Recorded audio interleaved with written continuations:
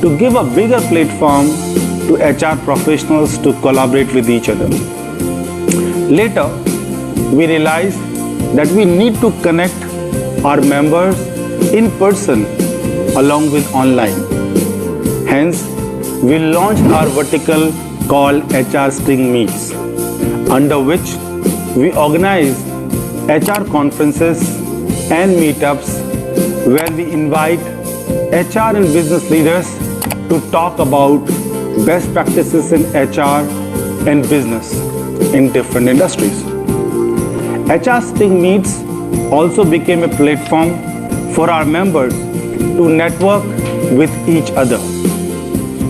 We continued and also launched our online assessment vertical, which helps professionals at different levels in their career to learn and get a certificate in a specified field in HR. These assessments and certifications help HR professionals to find jobs or advancement in their career. HR Success Talk has leveraged technology while building the community. Our YouTube channel is focused on providing online videos or diverse different topics for benefits of our members. We can find video study material on topics like talent acquisition, HR generalist, HR analytics, learning and development, labor laws, and many more. During pandemic, we launched our webinar vertical. Again, with the use of the technology, we continued our mission of sharing and learning from each other.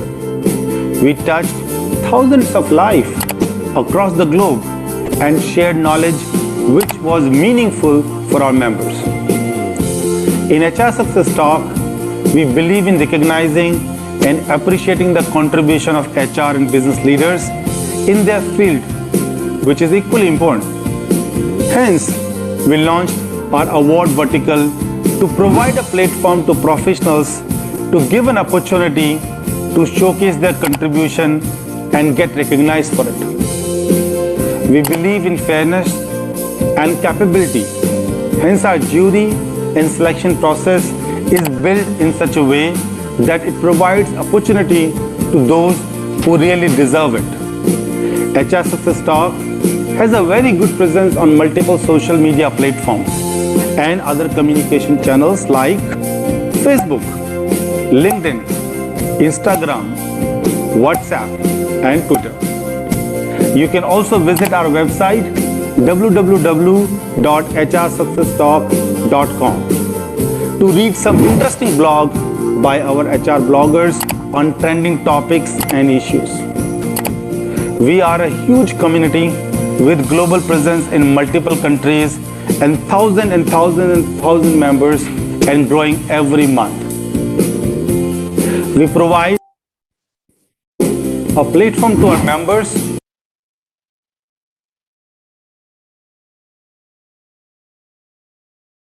where they can learn from each other, can share their knowledge, and knowledge for others' benefit, build relationships and networking, and leverage this networking in any way they feel like.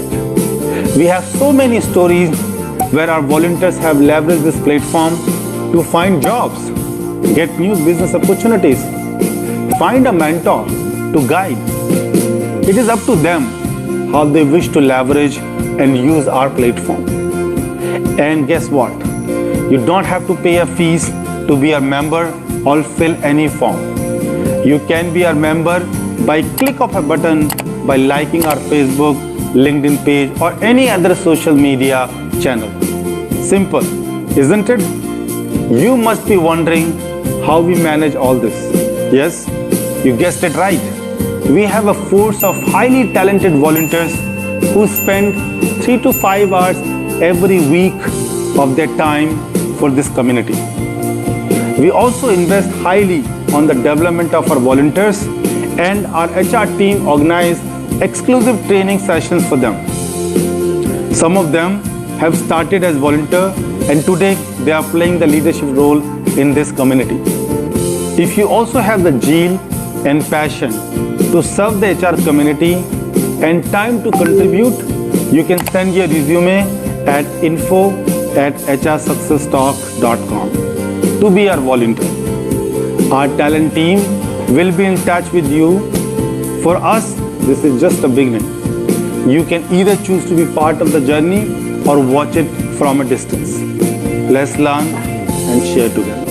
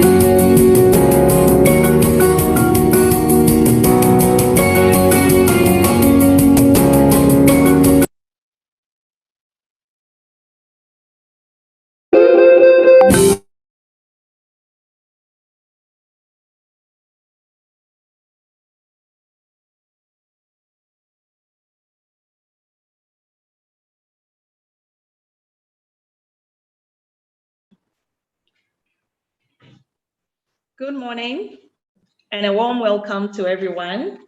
Good morning from Ghana and to everybody else joining from all over the world. This is our first webinar for the Ghana chapter of the HR Success Talk. You are most welcome to this discussion. Today's topic promises to be very interesting. We're talking about employee wellness and health during this COVID era. I'm sure we all know how COVID has ravaged everyone all over the world, and we deemed it important to discuss this topic so we can share new areas and new insights on how we are coping first as employees, also as employers, and also as HR professionals. So that even though HR Success Talk is a purely HR community, it's an opportunity for us to also share learning with other businesses and other industries. So you are most welcome to today's program. Now, managing employee wellness during COVID, as we all know, for the last 2 years has been quite difficult. In this era, when managing the health of your staff, especially remotely, is quite a daunting task for most HR professionals because we were all caught unawares. Now, health cannot be achieved without being well. And the World Health Organization describes wellness as being a state of complete physical, mental, and social well-being, and not merely the absence of disease or infirmity or illness. Whereas wellness is the optimal state of health of individuals, groups, and a positive approach to living. So during this discussion, we will share new insights from our esteemed panelists from different locations in the world, and we would also take your questions at the end of the session. So we will start with a brief presentation to let you all know what the HR Success Talk community is all about. So kindly give me a moment whilst I share my screen. Thank you.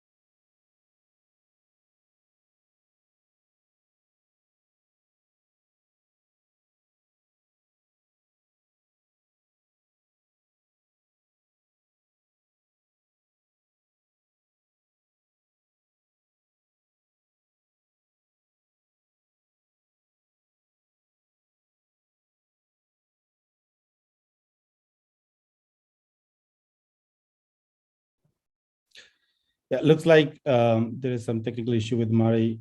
Mari, are you good? No, I'm not. I think today my network is a bit slow. Can I have some help to share the video, please? Okay. Can you see me? Yeah, but you can't see my screen. No, we can't.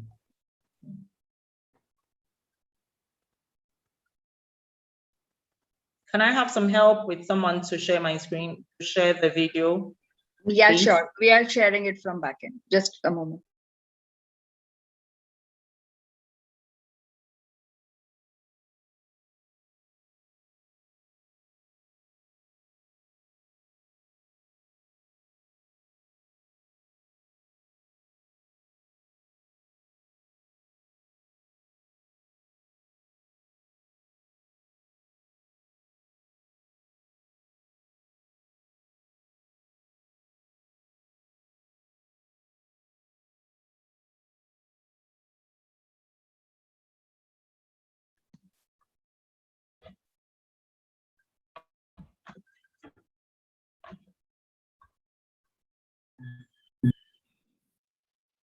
Sorry, today is one of those days when, okay, I think I have the video now. So, Kyle, can I run now?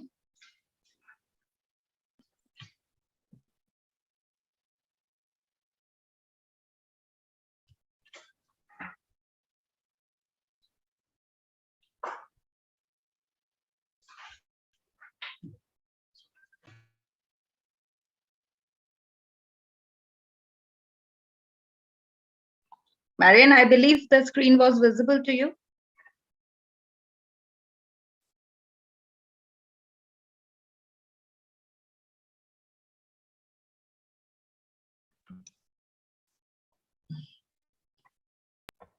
I believe the screen is visible now. Yes, it is. Yeah, so please you can start. But my tab is not working.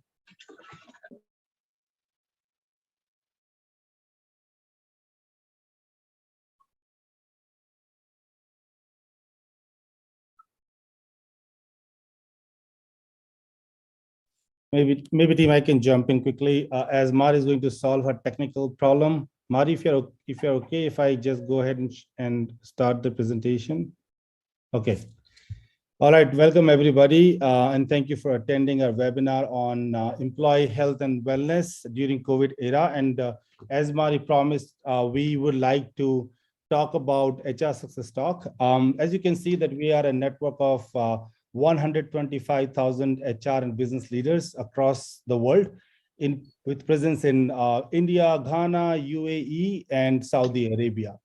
The objective of this community is basically to bring people together, learn and share from each other. These are some of the state chapter leaders we have in different states in India. Moving forward, again, this is our global chapters with leadership out there. Why we exist?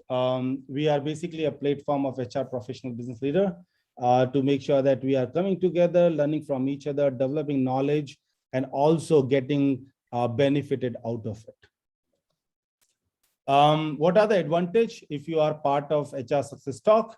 Three main categories I could see that you will get an opportunity to share and learn while interacting with each other. You can find mentors. You can also find mentee. And I know there are many leaders who are interested to share their knowledge and support people, especially people who are building their career in HR and business leadership. And the third one is networking.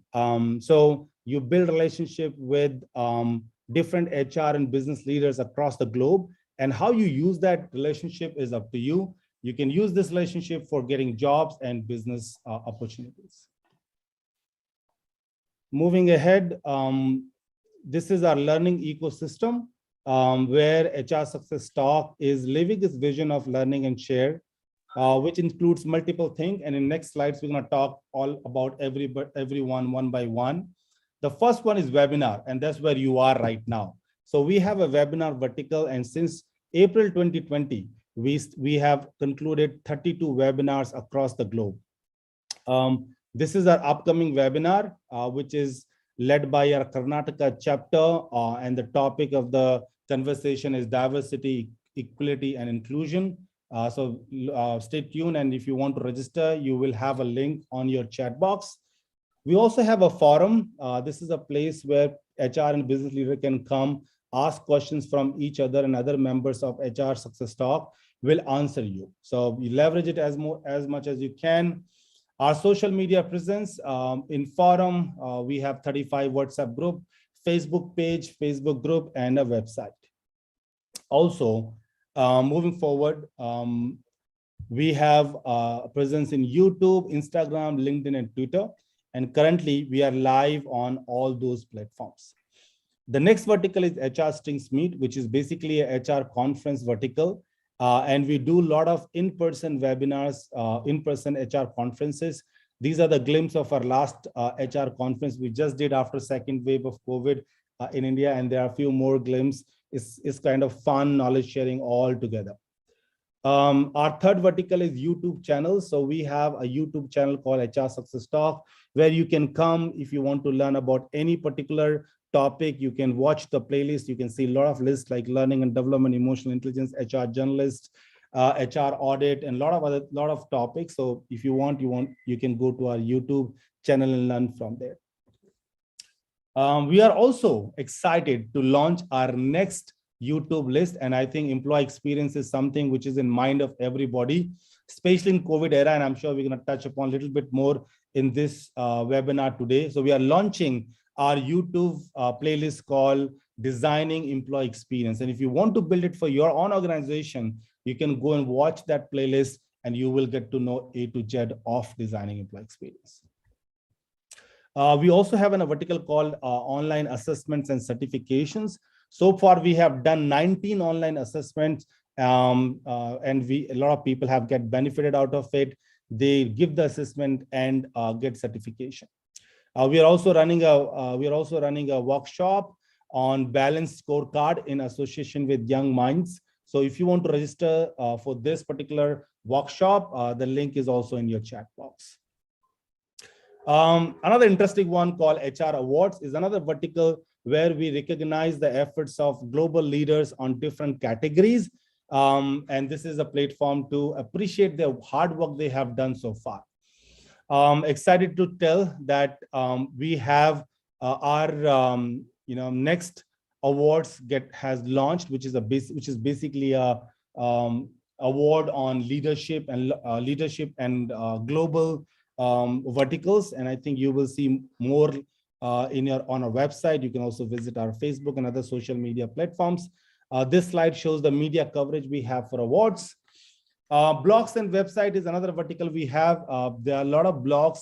If you want to learn about trending topics, so far we have 228 plus blogs on our website and increasing on trending topics. Moving forward, today in the evening, like just maybe 2 hours after that, we're gonna have our talk series called Edge. And today is the first conversation, and I'm sure this is a hot topic which people wants to know, called Great Resignations. So if you are interested, you can join after 2 hours again. You can find the link on the chat box itself. This is myself, founded HR Success Talk 9 years back, but this could have not been possible without our advisors. So you can see them here. And then we also have a great team managing the whole verticals of HR Success Talk. For 64% of our volunteers are women. So great. I'm so glad for that.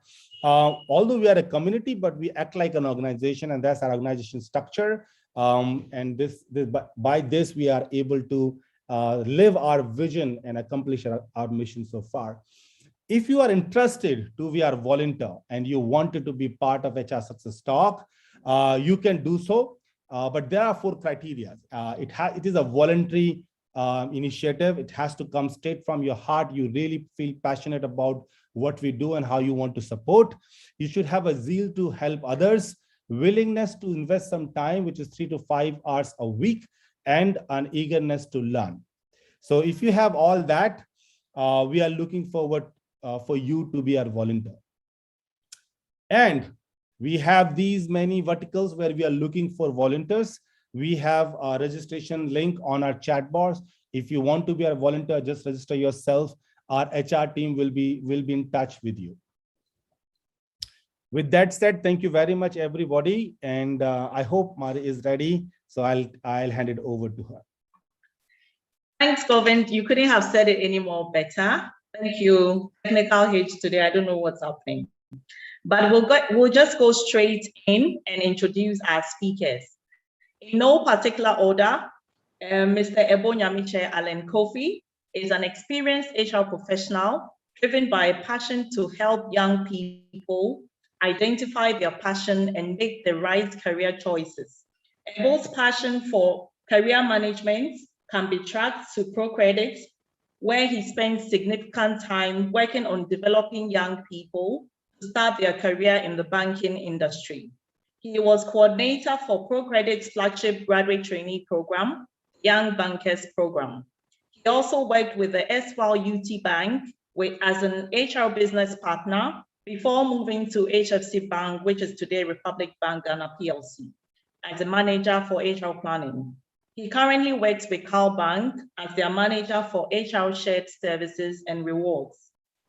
He is a product of Infansipim, a popular all-boys school in Ghana, and holds a first degree in industrial art from the KNUST, Kwame Nkrumah University of Science and Technology, and an EMBA from the University of Ghana Business School.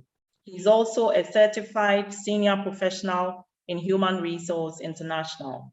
In addition to his HR work, Ebo also engages in public speaking and emceeing events and social functions. Ebo, you're welcome. Thank you very much, Marie. Good to be here. Yeah. Next on our bill, we have Mrs. Francisca Taylor. She's the founder and the lead health coach for Perfect Health Ghana.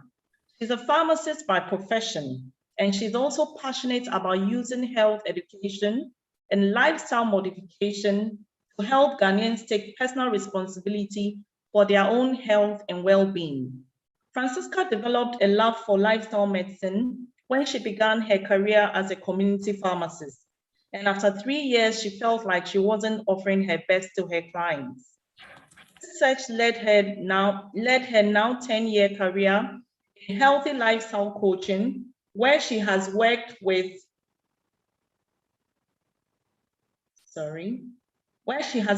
individuals, groups, corporate institutions to address the root cause of illnesses and diseases through lifestyle modification and personalized coaching. She is a certified health coach by the Health Coach University USA and a certified nutrition and wellness consultant by the American Fitness Professional Association. Welcome to the discussion, Francisca. It's great to have you. She's joining us all the way from Kumasi, one of our regions in Ghana. Next, last but not the least, we also have Khadija Chomesi Lamte, who is a private mental health practitioner with 4 years experience in mental health services, with a particular focus on psychological well-being, mental health advocacy, mental health law, and mental capacity law from the UK. She studied psychology and law as 2 separate degrees in Ghana and has an LLM, health law and ethics from the UK, focusing on mental health law and mental capacity law.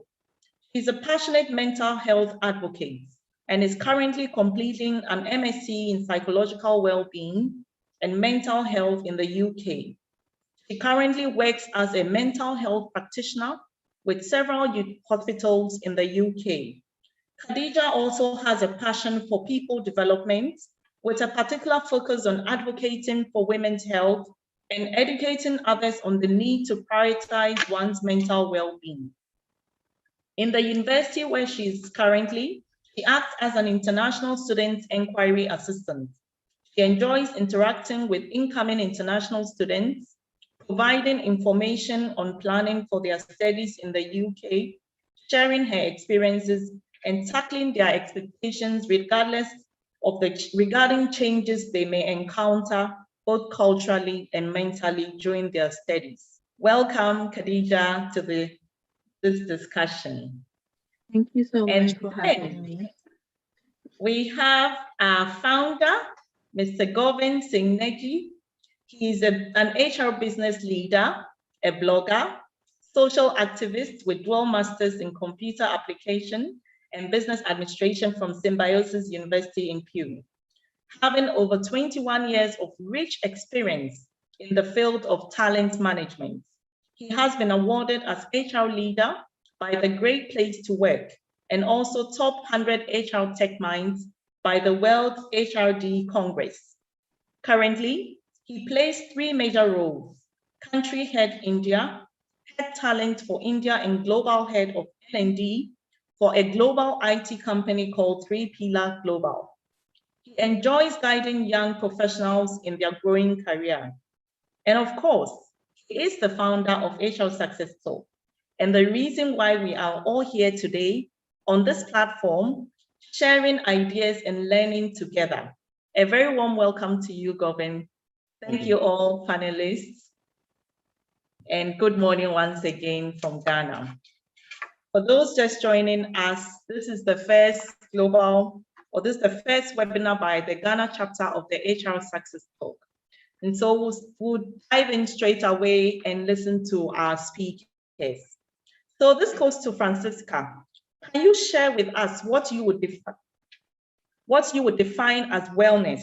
And what are the key areas in managing employee wellness in your estimation? Thank you. All right. Thank you, Marie. Thank you for having me. And to keep it really brief, employee wellness has to do with everything that the employer initiates to ensure that the employee is totally sound all round. Okay, and so most people think of wellness, and initially the thought is around what are you eating and are you working out, but it goes way beyond that. And so there are areas of financial well-being, because you know that if someone is not financially sound, they are stressed, they are not productive at work and all of that. There's the aspect of emotional well-being, where emotional issues can transcend to the workplace. And this is even more key because of the situation we find ourselves in. Most people work from home. And so if they are not sound emotionally at home and they are working from home, then productivity is going to suffer. Apart from that, we have other aspects of wellness like mental well-being. And I believe that Khadija would probably throw more light on that aspect, but that is also very key. We have another aspect of wellness, of course, that has to do with nutrition and physical activity.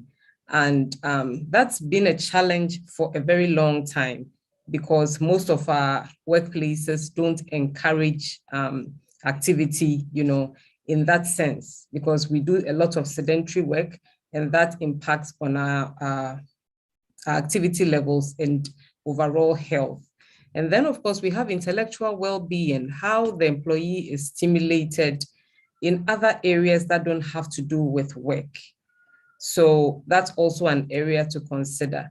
And so it's a thing that the employer has to consider all these aspects of the employee's well-being, because they have a way of interplaying and affecting productivity at the workplace, turnover at the workplace, and other things, okay? And so to round up, I would say that every activity that the employer initiates to support the total well-being of the employee constitutes employee wellness, or as some people say, employee well-being.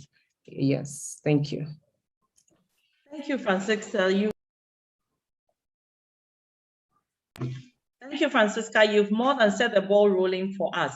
So basically what you're letting us know that everything, all the various areas you have listed, they somehow flow into each other. And because of that, employers also have a big responsibility in ensuring that their employees have all these areas well accounted for in order for them to be productive, in order for them to be happy at work, in order for them to have that complete awareness of being a happy staff or an employee with the organization. We'll take the other angle from Khadija, who would dwell more on the mental aspects. Khadija, can you share with us also? Yes, I would say that Francisca has given a very good explanation of what employee well-being entails. And she did mention that there needs to be a focus on emotional and mental well-being. And I'll say that in our current situation as we are in, it's become very paramount that we take exact note of that, because here's a situation where we have most employees or working from home having to combat personal stresses as well as work stresses. So the employer being able to set a condition where the employee's stress management is being focused on makes it better for them to improve their well-being generally. Now, employees need to be able to feel that they are being heard and that they have good communication with their managers. That would allow them be able to be more productive, not just in at work, but then at home as well. Because in a situation where they are working from home, they need to be able to know that they are managing their home stress and their work stress. And I would say that it will also boost their morale and probably even lead to lower sick leave, because if you have an employee that is working from home but is still taking sick leave, it does not help the organization. So aside from looking at their physical health, their mental health becomes one that can override everything else. Because if you are not well mentally, you are not giving off your best physically, you will not be able to manage your finances, you will not be able to progress in your career because everything else would not work. Wow, that's very interesting. So basically, as employers, we are to ensure that we are managing both their personal and then their work stress. We are ensuring that our employees feel heard. We are engaging them, and especially in these times where people have to work from home, where you have a typical Ghanaian setting, we are used to working face to face, and suddenly being struck with a situation where you are in your one-room apartment all alone, no colleague to share ideas with or bounce things off, that can be very daunting.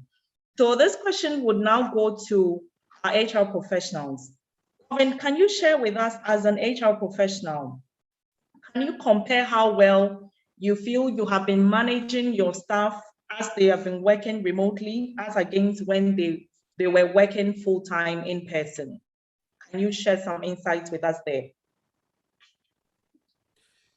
Yeah, I think the situation has changed completely when we were working I'll use the word pre-COVID, and I think the reason being is that COVID has changed the way we look at the workforce and the work environment. Workplace has changed. And although I believe it differed from industry to industry, I come from an IT industry. In IT industry, this was like always possible for people to work from home, work from anywhere. So I think it was the less impacted industry. But yeah, it depends from industry to industry how they are impacted right now. But IT industry been always a pioneer and leader in the talent practices. Even there was an impact. So before COVID, and if I just take something from what Francisca has said, because she is a consultant in wellness. Before that, when we speak about wellness, we always used to focus on mental and emotional wellness, even as a talent. What we realized with COVID, and I think I would say this is not going to be a norm now, right? Many IT companies, including mine, has permanently worked from anywhere. So it's going to be a situation for us forever, and a new challenge. We have also come to know there are other kind of wellness as well. Like we have to put a focus on social wellness. People are feeling lack of social interaction. Like human is a social animal, right? We need social interaction. And the financial well-being, who have thought that we need to think about that people might get financially impacted and they need to work, we need to, as an organization, as an industry, we need to support them there as well. So there are a lot of things has changed from the way talent and business leaders used to think about our workforce and the environment which we used to give to our people. To give an example, from my experience, there are a lot of benefit which has gone away. So in 3 Pillar, we used to give free food to our people when they were coming to office. They had free food 24/7. They had wellness rooms where they can take some nap, they can rest, they can do whatever they feel like. They have gaming zones where they can play, right? Massage chairs and a lot other things, which is now not possible because they all are at home. So the workplace has changed. And so as the way we look at the workplace. So workplace today for me, and I think for business leader, is not about a place where people will come and work. The way we are designing our office spaces also now, Marianne, I think Francisca and Khadia will agree to it, is that they are not a place where people will come and have a dedicated place and seat where they can sit. It's more like a social, office. So we are changing the infrastructure of our office to make it from that, Govind has a desk or Francisca has a desk or Khadia or Ivo has a desk, to that you have a place where you can come and collaborate. So the way we are looking at the office workplace is also changing, because the reason for which we used to have office is changing now. So I think before pandemic, there were a lot of things which we used to do and we are not doing it. there are still challenges which are yet not done. And I think I would highly recommend talent and the business leaders to take knowledge and the help from the experts in the well-being industry to make sure that they are doing what they need to do to support their people and in turn support their business. So that's what I would say, Mari. Wow, that's interesting. I like the new word or the new phrase, social wellness. And that's very true because we are social beings first. And so being cut off from everybody else has put certain people into situations that they never dreamed of. And I like the fact that you have emphasized that employers have to start liaison with people in the health and wellness industry to ensure that our office spaces are being modified to suit the growing trends. I've heard of organizations, even here in Ghana, who currently don't have like fixed workstations for people. You have to log in and then book a seating. You go in maybe once a week and then you work. And then once you're done, everything else is done from home.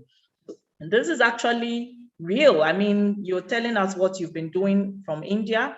This is happening in Ghana. And I'm sure from all over the world, people have similar stories they would also like to share. Ebo, you would also give us a bit of insight on how you have managed it from our side of the world, and then also add how well you think you were prepared for this kind of role, because the pandemic took everybody by surprise. How did you manage?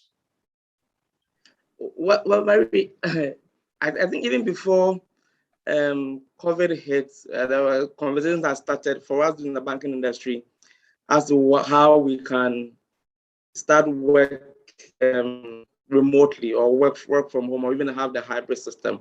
And I remember conversations about how possible or impossible that would be. So, and then COVID hit, and all of a sudden, we're more or less like forced to now strategize on how we can we'll be able to work remotely and still meet performance and KPI standards. So really, I don't think that any of us was prepared for the pandemic. But when it hits, we were forced to make changes and put in interventions just to make sure we are able to ride with the tides and be able to still meet our KPIs.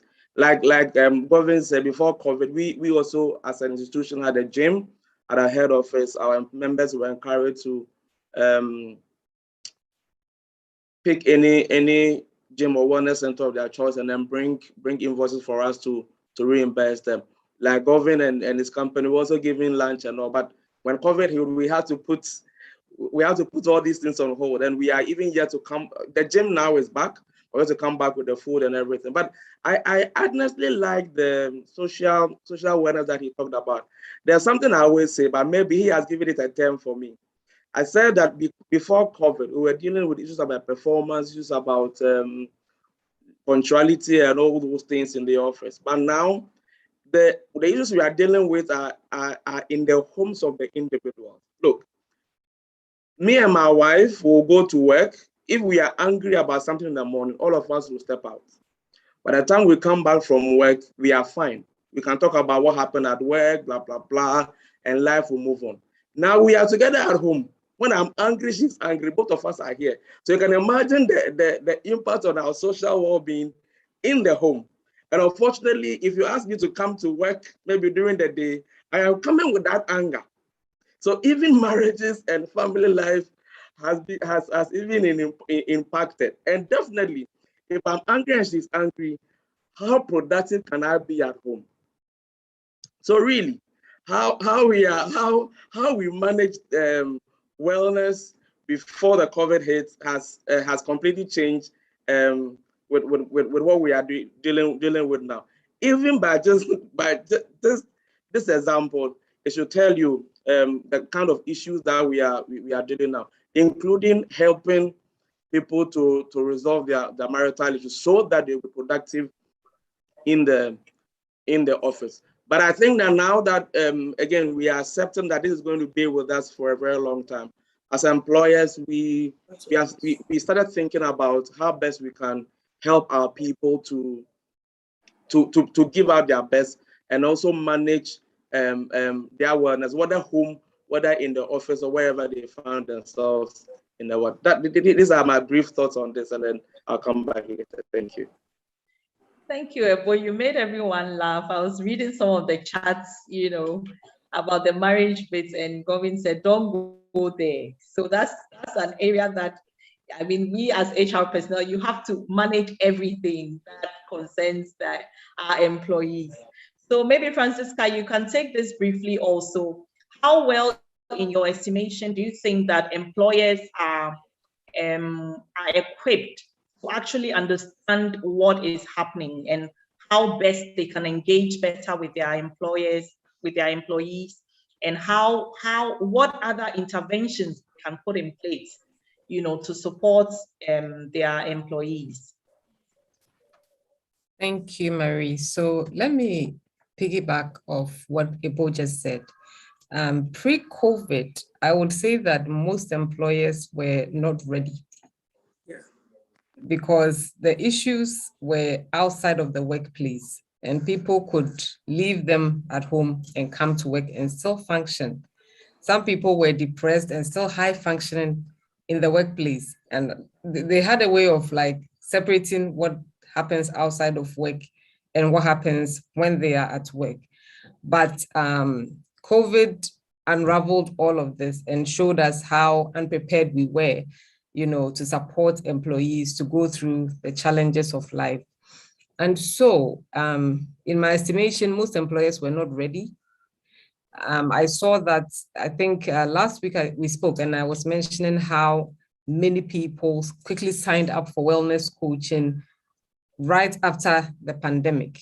And before that, for example, in my practice, we had been pushing the idea of online coaching, before the pandemic, and most people would insist on in-person coaching. Yeah. And so we had issues of, I live in Accra, you are in Kumasi, I want to get coached, I can't come weekly. And we were offering the online option and many people were turning it down. But suddenly COVID came and then we had to adjust to the fact that we are now in a digital space and we have to use digital interventions. And so that barrier was taken away. And I believe that in-person barrier that has sort of broken down offers an advantage for employers, because now you can access coaching services globally. You don't have to be in, let's say, a therapist chair physically to access therapy. You don't have to physically be in my office to access coaching. We can do that using digital tools and platforms available. And then Govin mentioned social well-being. Yes. Now, the social aspect of the workplace is no longer available. And so employers will have to find a way of working with other third-party facilities to provide that social connection. So for example, some of the companies I work with are now doing a gym day, whereas initially they would ask employers to go to the gym and the company would pay. Now, let's say on a Saturday morning, they would arrange for employees to go to the gym together, so that even though they haven't met physically in the course of the week, on the weekend, they can meet, they can interact and all of that.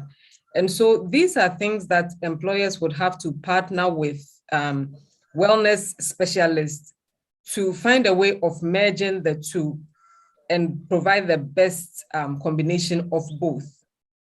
I hope it's understood. Yes. So yes, thank you very much. I think I would end here. You would end here, okay. So thanks so much, Francisca. So to recap, you also buy into, so Govin, your phrase has come to stay, social wellness. And I like the introduction that some employers have started, which is to have like a gym day. We've had so many health clubs and other wellness groups also coming up online. So the digital space is also enhancing the interaction for people to at least have some kind of physical activity. There are lots of links that you can also Google and pick and then do your workout and things like that. So somehow I like the fact also that Francisca mentioned that informal barrier where previously people felt that they needed to be in person to have a coaching session has also been broken down. And I think that is also very important. So at this point, we would like to have some audience participation. And Kyle, are we ready? We would send out a quick question and then we would look at your responses and then take it from there.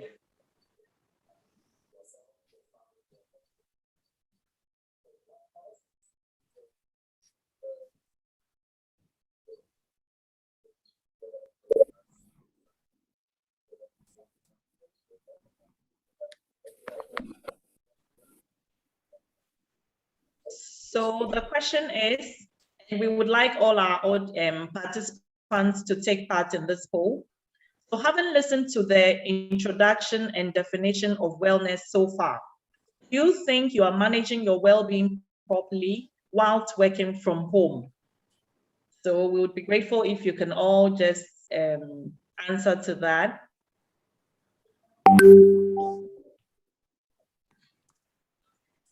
So having listened to the introduction and definition of wellness, do you think you are managing your well-being properly whilst working from home? And this is to all of us, even as HR professionals, because we also are employees first.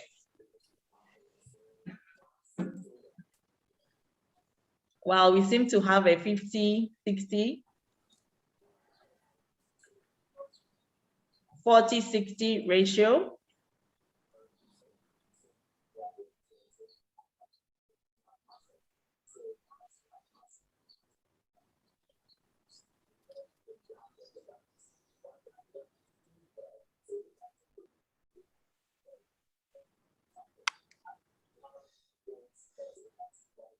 That's quite interesting.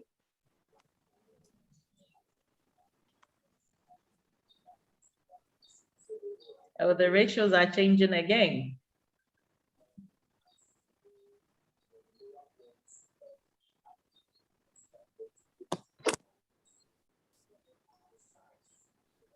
Okay, so I think that on average, 67% of our participants feel that they are managing better from home, working from home, whilst the over 30% also feel that they are not.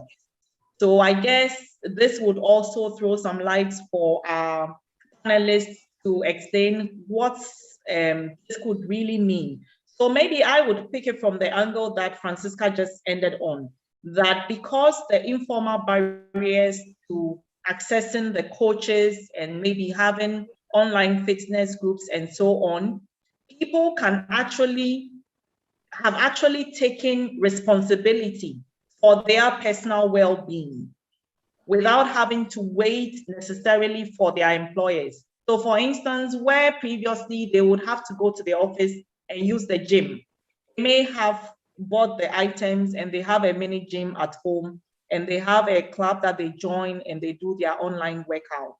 So we could take that as our audience impression of where they are, how they find themselves currently. Now, one of the challenges we are facing as HR professionals is actually managing our employees as they work remotely, or as Kevin will say in the IT space, they are now working from anywhere.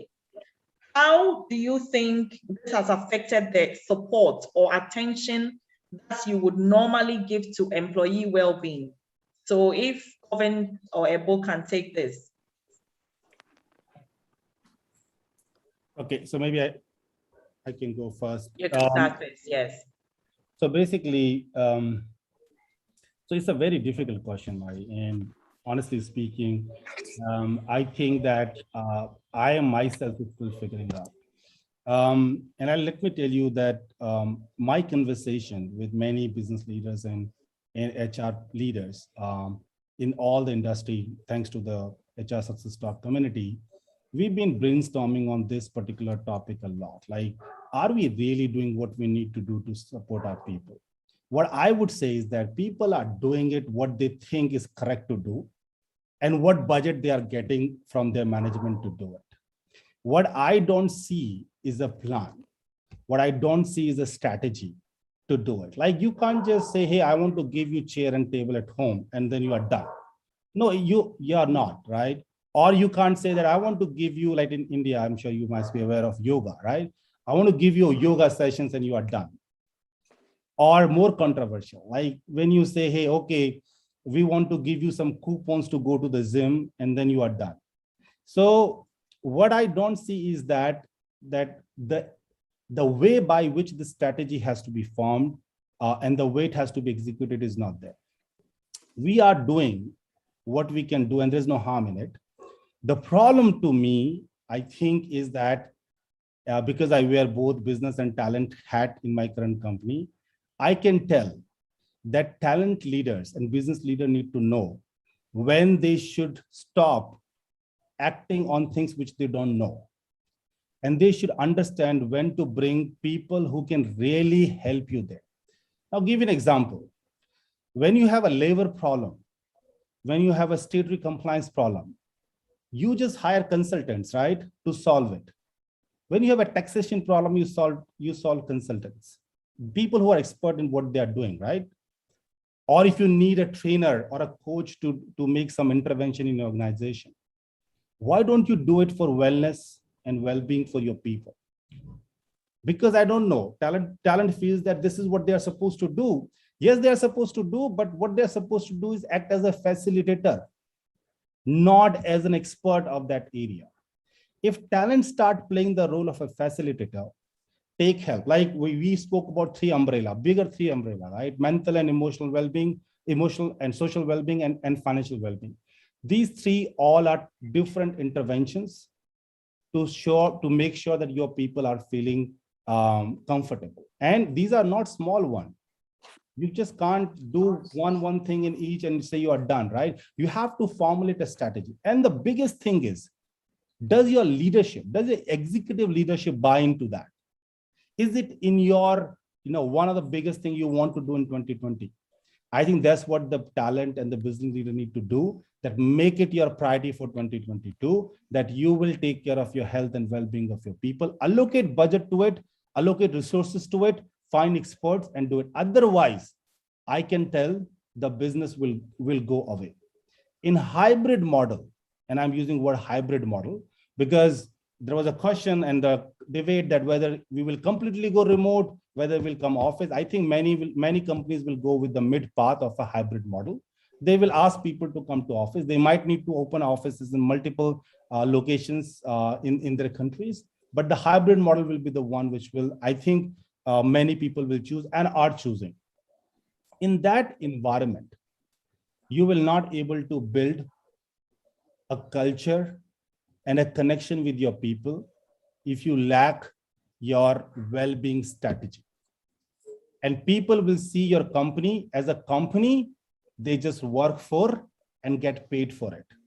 If you want people to see your organization as something they belong, they believe in the purpose, then you need to work on your health and well-being strategy along with your remote workplace management strategy, which is huge.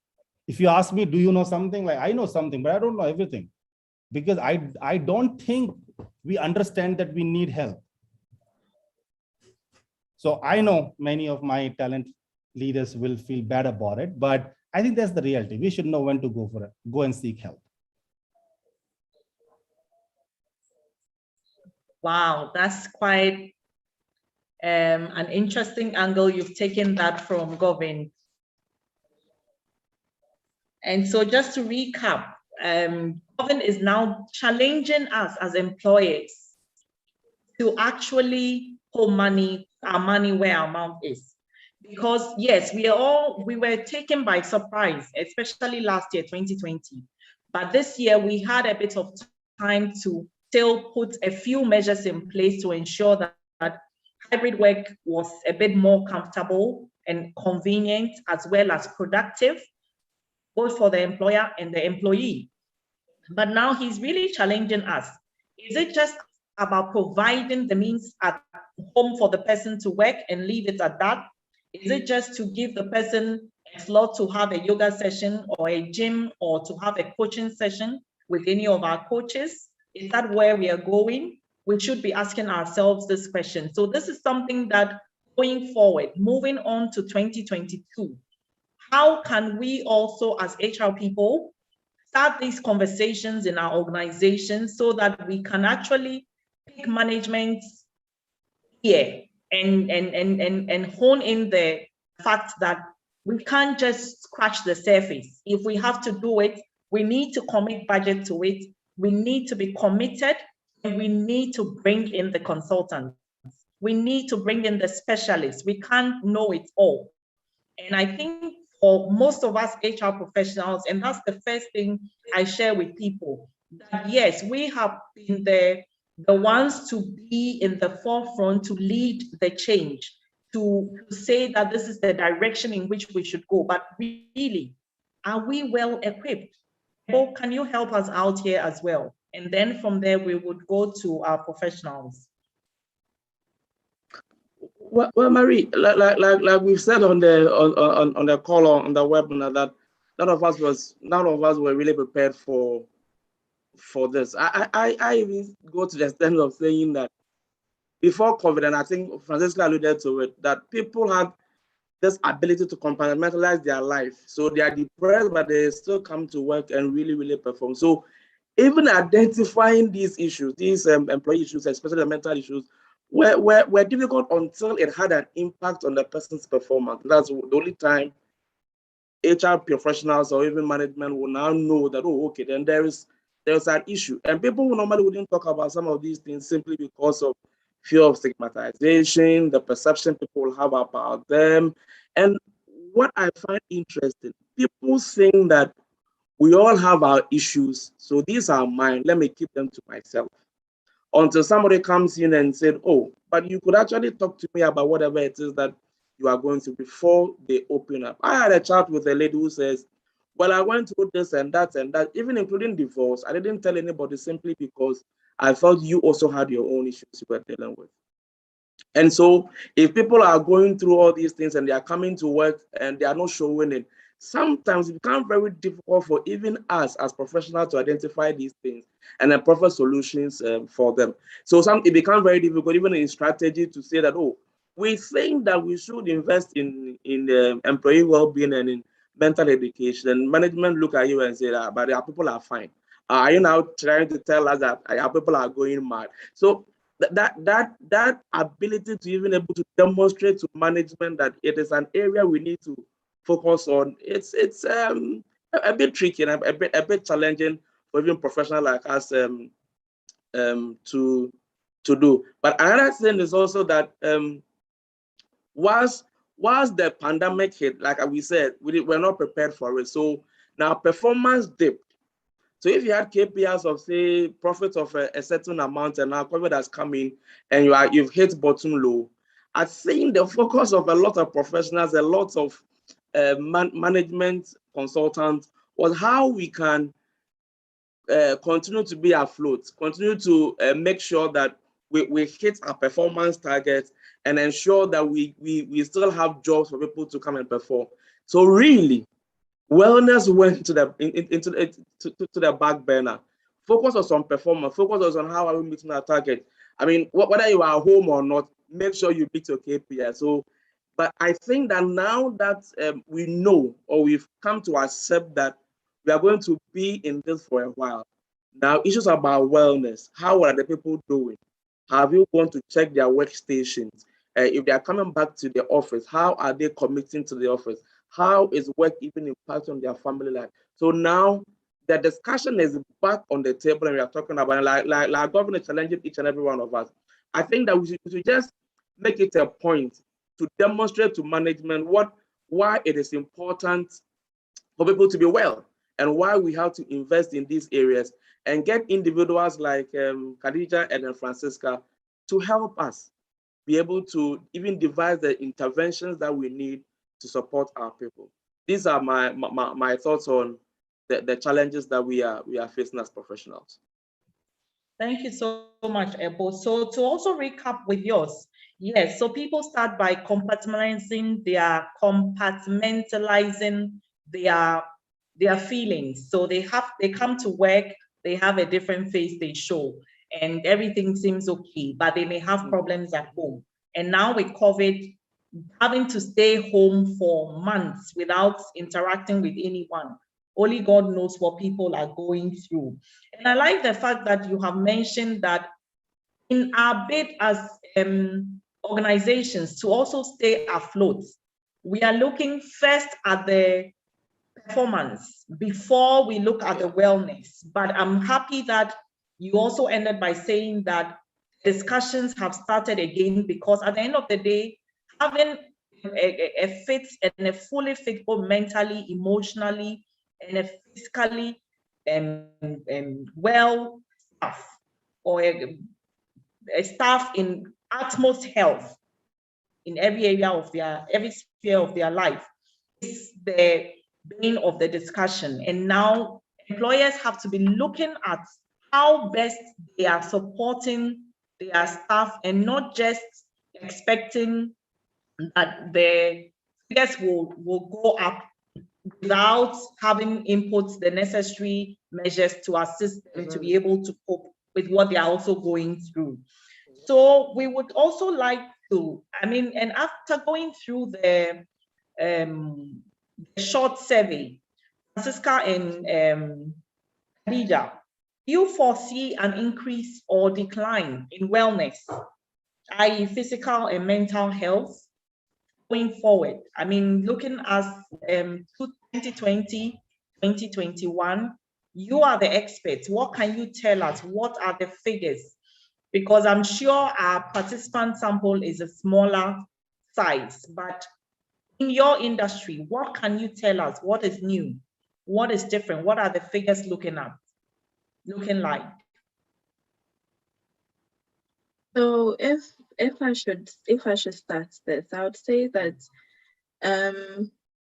in the UK, for example, some surveys have been done, some research have been done, and it's shown that there's a 35% increase in mental health cases within organizations. And I like what Govin said, that organizations are doing what they think is best for their employees. But then it gets to a point where you need to know that, okay, this is beyond what I'm capable of doing. I need to seek professional help. I need to seek someone who is a specialist in this field. And I would say that most HRs have so much on their hands. You are dealing with recruitment, you are dealing with daily employee status. So one recommendation I would give is probably organizations should look at having within their HR a well-being department. A well-being department where, given how the COVID was, we've had many losses within organizations, employees in their homes. You can't have just bereavement and not, oh, we went for the funeral, we've spoken to the employee, and that's it. No. You don't know what they are dealing with personally when they are home. So if you have a department that is fit, that has the right skills to deal with this. Now, you're not going to wait till an event occurs before you interact with your employees, but then you have a department that on a regular basis, they are trained to have sit-downs with the employees, speak to them, know what they are doing. And because they are not, let's assume, HR, probably the employees would feel more open to speak to them because they know that they are dealing with them on a professional basis. Now, you have employees that have developed anxiety, that have developed fear of death, fear of contamination. Now, if they are not working remotely and they have to go into office, you have some people that are scared of even catching COVID, if I should put it that way. So they go to work, they are working, but they are so anxious they are so nervous, and then they are not going to give their best. Now, we have some people that already have OCDs, that already have existing conditions. They would feel putting themselves out there is not going to be the best for them. So if they have, like I said, somebody they can speak to, somebody that can actually relate to what they are doing or relate to how they are feeling, it helps the organization as a whole. Now, we can train managers, you can train line managers as well to be able to know that, okay, probably this employee is suffering, but then it would also be able to build confidence to know that, okay, in my organization, it is okay for me to talk about my mental health and not be stigmatized. It is okay for me to say that, look, I have probably sought professional help and I've been diagnosed with anxiety, and know that my work is secured. But then if they don't feel that they have that confidence, if they feel that, okay, me going to talk about my condition is somehow going to end up with me losing my job, it's not going to make them open up. And knowing that whatever I speak to in confidence with this specialist, who is also employed by the company to make sure that I'm doing well, would mean that my is not going to be broadcast, because the whole thing is someone else going to hear it? And is it something that is going to become a topic for the whole company to be talking about? Will I become a laughing stock? Now, if you are able to manage all these within the organization, you not only increase the productivity of your employees, but ensure that they are giving off their 100% at work, because they're at work, they are being helped to manage the stresses from home, and then they are being helped to manage the stresses at work. Some organizations have lost some staff to this COVID. Now, working with people and going back into work and knowing that this person is not in, that person has lost their life, having someone to talk to, I would say is the best an organization can do for their employees, because you can have all these seminars, you can have all these, oh, we are having one day of socialization and all that, but if it ends there and there are no steps that takes it further, it doesn't help the condition, it doesn't solve the problem. So you can look at how can we increase our productivity, but then you also look at how can we give confidence to our employees to open up to us as an organization. I think I would end there and let Francisca take it from there. Thank you, Kadi. I like the fact that you said that it's important that we have, or we create accessibility for our employees, so they know that this is a specialist that I can easily talk to, either by phone or maybe an interaction with a person, and the person is a trained or a qualified personnel within the HR space. So it is something that we as employers have to be intentional about.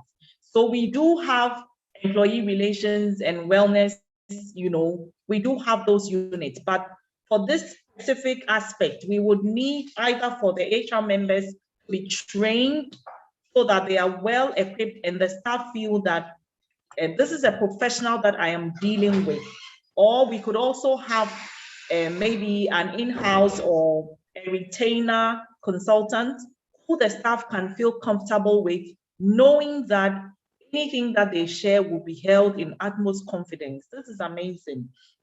So we are being, given different ways in which we can also equip ourselves, not just the HR people, but to the extent that we should be looking at also equipping the line managers, because most of the time they are the ones who deal directly with the staff. And if there's anything going wrong, they should at least have the skill to be able to identify and maybe guide or direct the said person to the appropriate person for additional help. So Francisca, what can you also share with us in that regard? We are almost rounding up, and then we'll have an opportunity for the audience to also put together their questions. All right, thank you, Marie, and thank you, Khadija, for the exposition. What I would like to add, the question is, do you foresee a decline or an increase in well-being? And I will say that without any intervention, there is going to be a very rapid decline. And so the focus has to be on creating an intervention so that we don't go on that decline. Now, the key area to begin from when creating an intervention is to ask the person you are trying to create the intervention for. Because sometimes employers try to create strategies and programs that are not addressing the needs of the people they are trying to serve. So, for example, I've had situations where maybe they would have a family day, employees would bring their family to work, and this is pre-COVID, by the way. And the assumption is that we are creating a family kind of environment so the employee is okay and all of that. But speaking to the employees, the issues were not to do with the interventions that were being created by the employer at all. Some of the issues had to do with not having a way to vent, for lack of a better word, when someone had been put in a place where they were doing something that was very different from what their personal beliefs were, and it was affecting the person's productivity.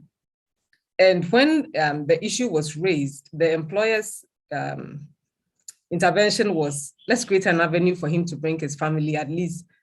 Those are two different things. And so employers need to find out from the employees what their real needs are as it pertains to wellness. And then when that is done, we will have to identify who is sponsoring this. Is it the employee who is going to pay out of pocket? Is it the employer who is going to pay? Because like Govin said, sometimes the employer says, I am very invested in the well-being of my employees, but they are not ready to put their dollars behind it. Okay, or their rupees behind it, or cedis behind it, as the case may be. And so we need to identify who is going to sponsor this. Once we do that, we need to form a committee, which is what Khadija was talking about, whether it's from the line managers or whether we are going to outsource some consultant to come in and actually assess and find out who is going to do what in the well-being strategy. And then from there, we have to define what the goals are, of course, based on what the employee has said they need. So COVID, a lot of people went through bereavement. Some organizations never addressed it. If you lived in a house where you lost a father or a spouse to COVID, you are not okay after the funeral. And so if the organization supported you, even financially and all of that, and they expect that you've overcome it, realize that even going through the process of managing the sick person until their demise was trauma. Has that been addressed? Or are we assuming that once the person is buried, this employee can just go on and carry on with life? It doesn't work that way. Some people are dealing with PTSD post-COVID. Some people are dealing with anxiety. I have a lot of clients dealing with anxiety now. Some have been triggered by COVID. Some did not even have anxiety. They've only developed it last year, because of experiences that, yes, they've gone through. Some people have gone through stress and burnout, and they are still being asked to produce the numbers. So what are our goals concerning this well-being strategy? And finally, who are the vendors? So are we going to use people from the employment agency itself? Are we going to give it to someone external, which engenders privacy? When people feel like the person is not my direct boss, so I can talk to them and they go with it, it doesn't stay here. That could be something to consider. And so in short, I would say that if there are no interventions, then we are going downward.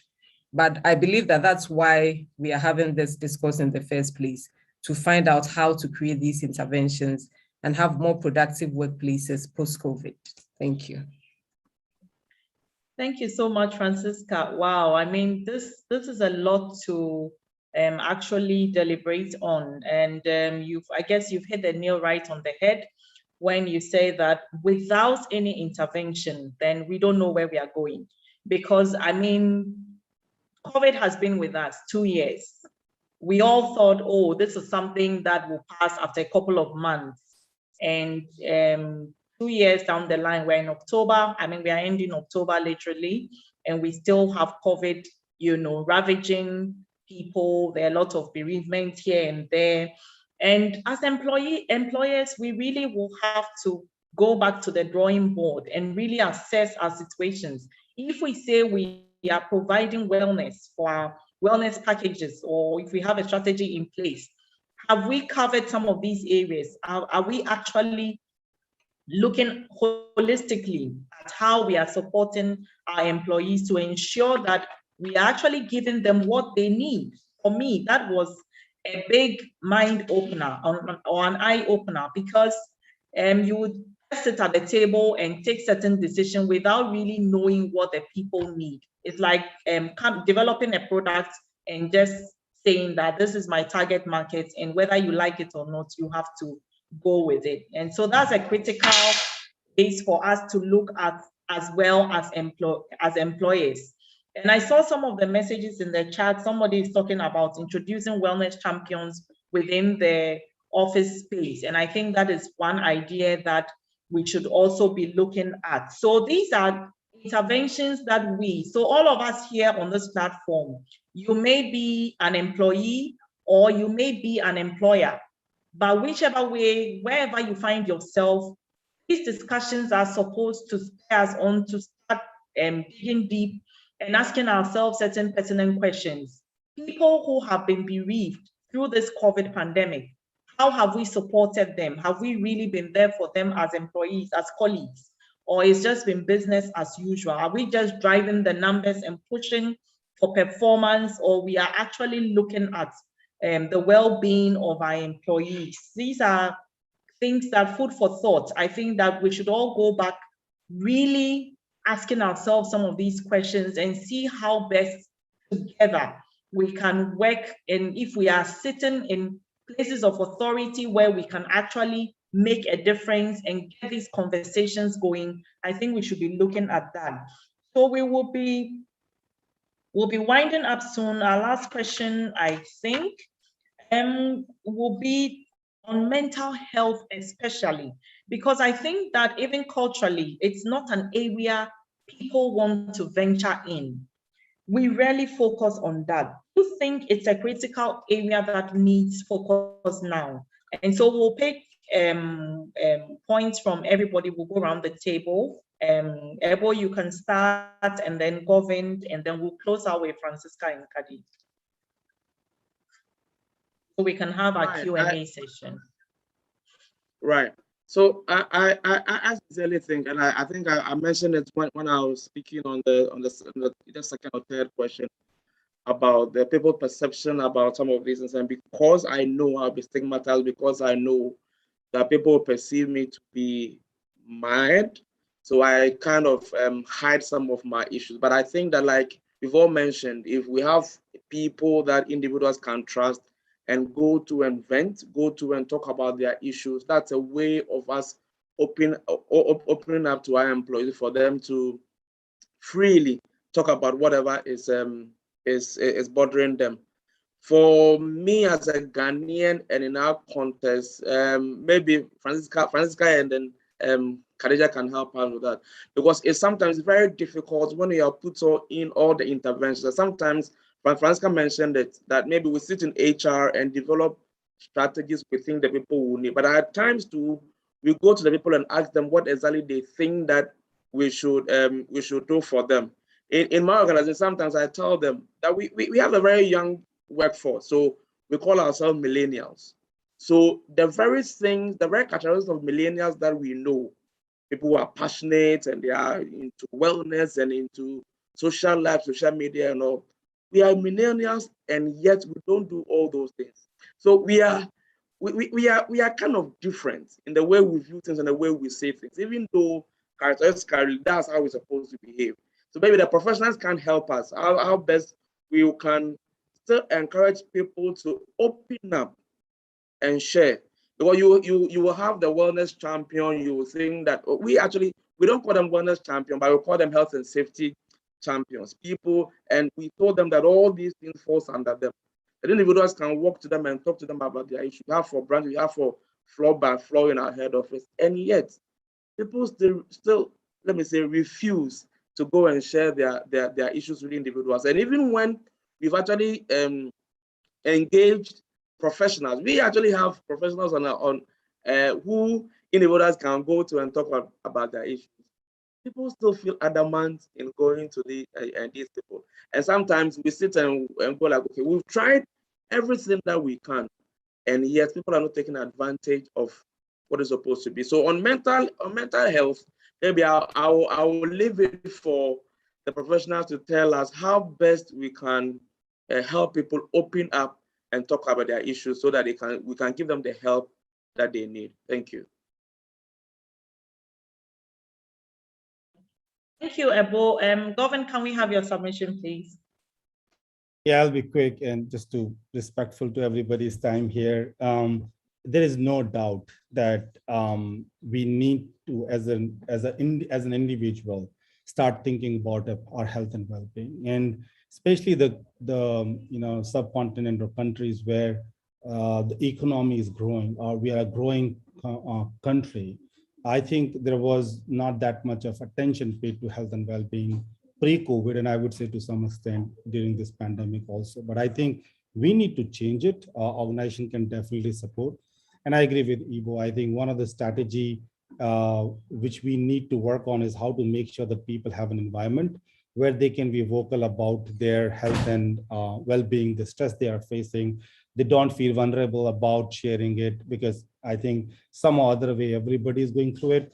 When pandemic was happening, I always used to say that you might have a different trigger time, but you will have a trigger time. Like maybe it's one person feel like stress in 7 days, other might feel in 3 months. But we have to recognize that it's gonna trigger. So yes, we need to work on it as an individual also. And I think as an employee, we can help organization to support them to make their health and well-being initiative and strategy successful. Much. And can we have Khadija quickly, and then Francisca? There's one key question we have in the chat box that we would also discuss quickly. Kyle, I hope we are on time. I would say that culturally, as a Ghanaian, we are trained, or we are brought up such that we don't talk about our mental health. If you talk about your mental health, it makes you less resilient, it makes you weak. But I think that as an organization, you have to keep at it, because it's not just an individual problem, it's a societal problem. It's a whole country problem, if I should put it that way. So keep up with it. Keep the interventions you have in place. Keep encouraging your employees to speak up.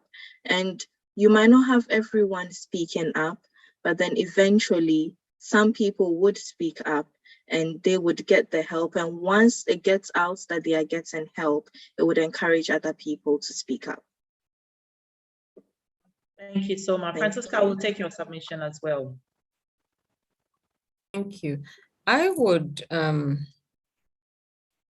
come at it from the angle of the language in the place of work.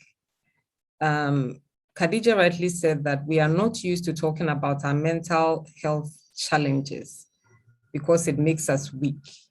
And so you realize that even for the few people who are bold enough to open up, we give the response, oh, it is well, or everything is going to be fine. And so when you've said what is really bothering you and you've received it is well, what else can you say? That means that wait it out. And we all know that waiting is not going to make the issue go away. And so I think that beyond these cliche statements, we should make, if you ask someone at the workplace, how are you doing? Let's say HR calls someone who is not performing and they say that, well, I'm having a few challenges. Sometimes the response is that, oh, everything is going to be fine. you've straight away, you've told the person that I'm not ready to listen. I just hope you get over it and carry on. So let's change the language in the workplace and make it more, have a more questioning approach to it. And then let the person tell you what they need. I can't stress this enough. Because if you say that health and safety, the assumption is that this person is watching out for maybe my posture, making sure that, you know, the idea is not to go and tell them I'm having issues with my husband and he slapped me last night. So we have to do more in terms of what our interventions are and what our languaging around mental health and well-being is. To close off, I'll give an example of a situation here in Kumasi where a health professional, in one of the hospitals, was having substance abuse challenges. And she went to her line manager to tell her, I have started abusing this drug and I need help. The line manager went and called the their manager and said, can you believe that while we are trying to cut costs here, this staff is abusing this medication? And because the manager had said it, someone else heard it and they spread it all over. The end result was that the girl committed suicide because she could not bear. I mean, you come to the hospital and everybody's pointing hands at you. This is the nurse who is blah, blah, blah, instead of helping our patients who actually need the medicine. And so the language and the environment we create in the workplace is what will make employees feel open enough to share whatever challenges they are going through or not. But I believe that even having this discourse is one step in the right direction, and we can carry on from here. Thank you. Thank you all so much. I mean, you've given us so much food for thought. Basically, our work is more or less cut out for us. We have to go back and look at how we can make things better. I like the bit that you said we should look at the change in language. How are we actually making these inquiries? Are they just cliches? Oh, how are you doing? I'm doing okay. And then you close the chapter and you think that, oh, I've checked up on my staff and they are doing okay. So these are areas that we need to look at.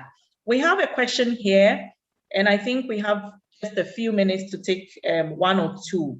The question is how to overcome stress both at work and at home.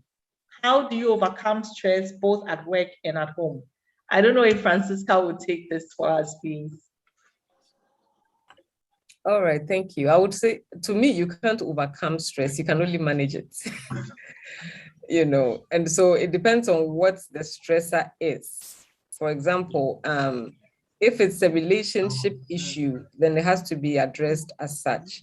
Sometimes, once again, here in Ghana, people are not open, and it's especially with the women, because the narrative is that you have to keep what goes on in your home, and it should not go out. So if the stress coming from home, I would say that one of the ways to manage it is to open up about it, because there can be an intervention which is very simple, which you have not considered because you are so stressed. And if it's something to do with the workplace, then it should be addressed from the workplace, and there should be no victimization of the person who is talking about their stress that is coming from the workplace. And so my answer is that it depends on what is causing the stress. You can't overcome it, but you can manage it. Yeah. Thank you. And this will probably go to our HR professionals. Somebody wants to know, is there a law that legally binds an HR person from not sharing or divulging information that their staff has shared with them? Is there a law that prevents them from doing so regarding their wellness, especially? Well, I can talk from India perspective, because the law has different rules based on the location you belong to, and then maybe Ivo, you can touch upon how it happens in your country. So I don't remember of any law where HR people have to sign a paper, say, I will keep the information confidential. This is the bare minimum which is expected from a talent professional and considered as something which they have to practice and ethical. So there is no legal binding I could see here, but more like an ethical binding the practice which talent professionals need to act on. Okay, Ebo, any ideas from Ghana? I was not going to say the same thing, but now we have this data protection law that has come in place, and so institutions are supposed to draft policies that guides what kind of information we can even take from people and what information we can share and keep confidential. But like government said, we have a social contract with our employees that employees can trust us and tell us issues and believe that we can keep it very confidential. So there are sometimes some of the information I know about people I won't even share. And the follow-up is you should trust that when you don't need that information, I won't share. So the next time you want somebody to confide in, you could trust and come to me and have that conversation. So there is no law really, but like as data protection is coming in, but we also have a social contract with our people to keep certain information very confidential. Thank you. Okay. Thank you, Ebo. So I'll just also pick a few comments. Derek says, I like the bit about the need to develop a strategy to well-being management, especially whilst working from home or implementing a hybrid system. And I think Govin answered that and said, yes, it would be important because organizations also need to thrive.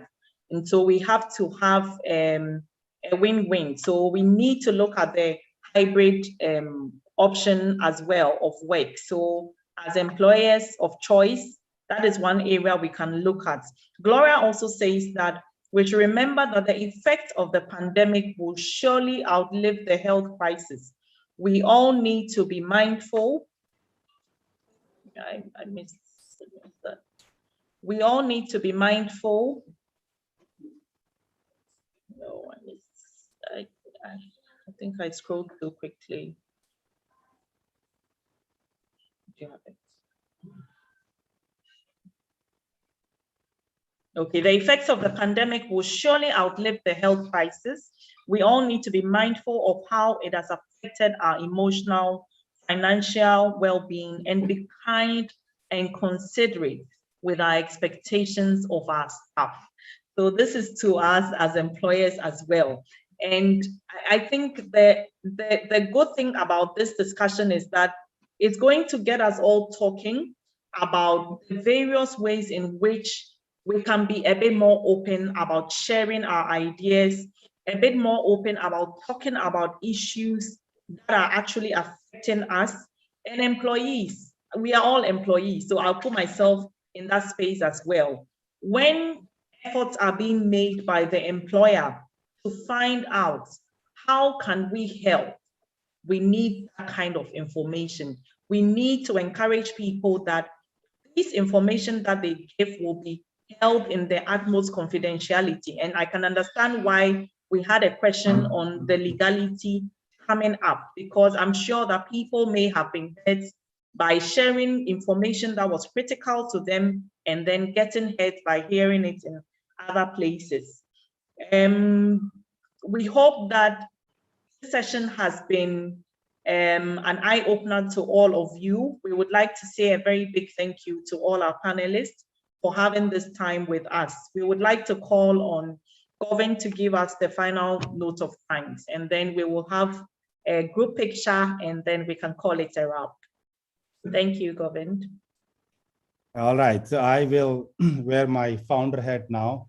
And let me tell you, the vision and mission of HR Success Talk is to bring HR and business leaders across the globe to talk about the trending challenges and how do we make our workplace and business better across the globe. And I think this webinar is one of the way by which we can do it. These are the small steps which matters than a bigger one. Of course, you need to work on a bigger strategy and vision, but you need to take those small steps, bring those leaders across the world together.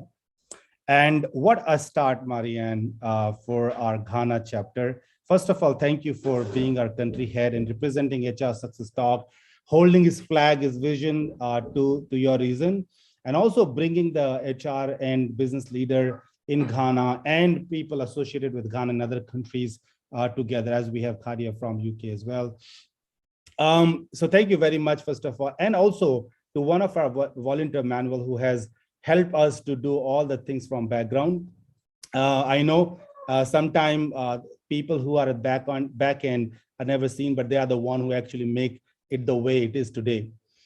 A huge thanks to our panelists, Khadia, Francisca, Ivo, for coming together, sharing your expertise knowledge, both from expert perspective and also from a talent perspective. And I think our audience who have come and joined today, thanks to them as well to find some time their weekend on Saturday morning in Ghana and maybe different time zones in the world to come and listen to what we have to share. I hope that your 1.5 hour well spent here and you will get something which you can take back, implement in your organization, or maybe have some clarity around what this is all about. And it is not just a small thing, but a huge one.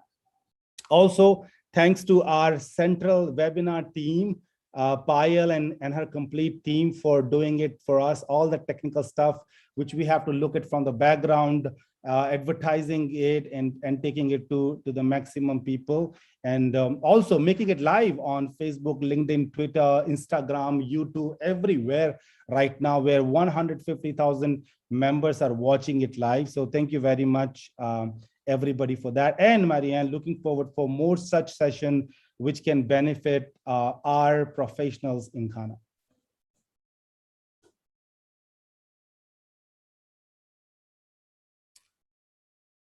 You are on mute. Thank you so much, Govind. You couldn't have said it better.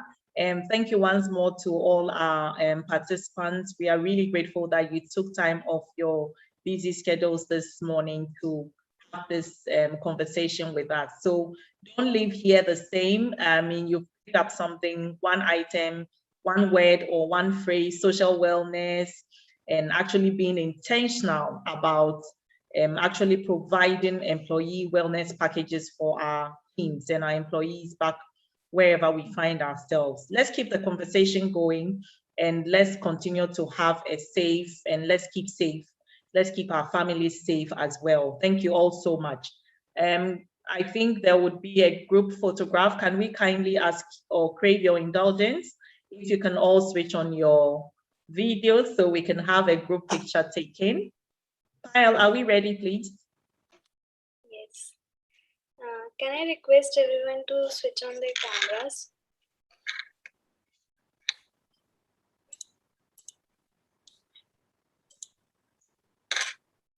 Smile, everyone.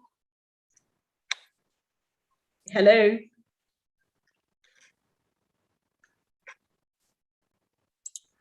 Thank you. Thank you. Thank you very much. So thank you all. Do have a pleasant Saturday. It's now afternoon here in Ghana. We are going to have our usual Saturday fufu.